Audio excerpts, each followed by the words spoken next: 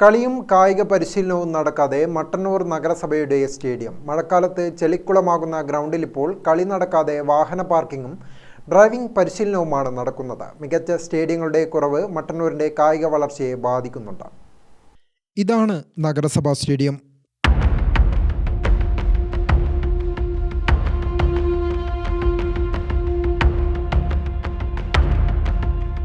സ്ഥലപരിമിതിയും അടിസ്ഥാന സൗകര്യങ്ങളുമില്ലാത്തതും മട്ടന്നൂർ നഗരസഭാ സ്റ്റേഡിയത്തെ നാശത്തിലേക്ക് തള്ളിവിടുകയാണ്.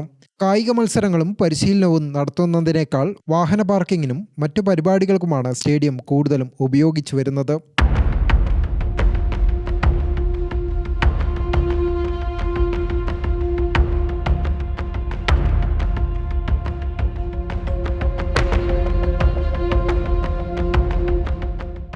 നഗരസഭാ ഓഫീസിലേക്കും വ്യാപാര സമുച്ചയത്തിലേക്കുമെല്ലാം എത്തുന്ന മിക്കവാറും വാഹനങ്ങൾ സ്റ്റേഡിയത്തിലാണ് പാർക്ക് ചെയ്യാറുള്ളത്.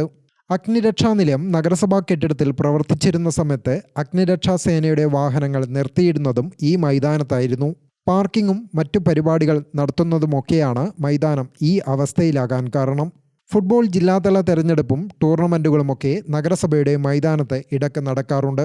എന്നാൽ വലിയ കായികമേളകൾ നടത്താൻ പോകുന്ന സൗകര്യങ്ങൾ ഇവിടെയില്ല. കാണികൾക്ക് ഇരിക്കാൻ പരിമിതമായ സൗകര്യങ്ങളാണുള്ളതെങ്കിലും അവയും കാട് പിടിച്ച് കല്ലൊക്കെ ഇളകിയ നിലയിലാണ്.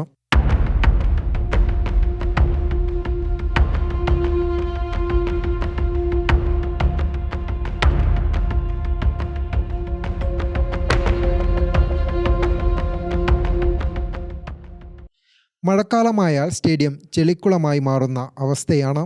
മഴ പെയ്താൽ മൈതാനത്തിൻ്റെ നല്ലൊരു ഭാഗത്തും വെള്ളക്കെട്ടാണ്.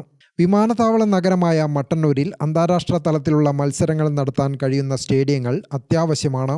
സ്കൂളുകളുടെ മൈതാനങ്ങളിലാണ് കായികമേളകളും നഗരസഭയുടേത് ഉൾപ്പെടെയുള്ള മറ്റു മത്സരങ്ങളും നടത്താറുള്ളത്.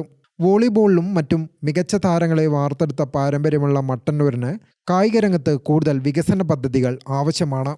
കെ ശൈലജ MLA മുൻകൈയെടുത്ത് മട്ടന്നൂരിൽ സ്പോർട്സ് കോംപ്ലക്സ് നിർമ്മിക്കുന്നതിനുള്ള നടപടികൾ തുടങ്ങിയിട്ടുണ്ട്.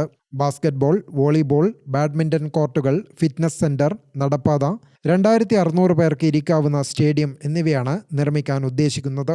നഗരസഭയുടെയും ലയൺസ് ക്ലബ്ബ്, ഉദയ ക്ലബ്ബ് എന്നിവയുടെയും നേതൃത്വത്തിൽ കായിക വിനോദ കേന്ദ്രമായ ഹാപ്പിനെസ് കോംപ്ലക്സ് നിർമ്മിക്കാനും പദ്ധതിയുണ്ട്. വോളിബോൾ കോർട്ട്, നടപ്പാത, കുട്ടികളുടെ പാർക്ക് എന്നിവയാണ് ഹാപ്പിനെസ് കോംപ്ലക്സിൽ ഉൾപ്പെടുക. ഗ്രാമിക ന്യൂസ്, മട്ടന്നൂർ.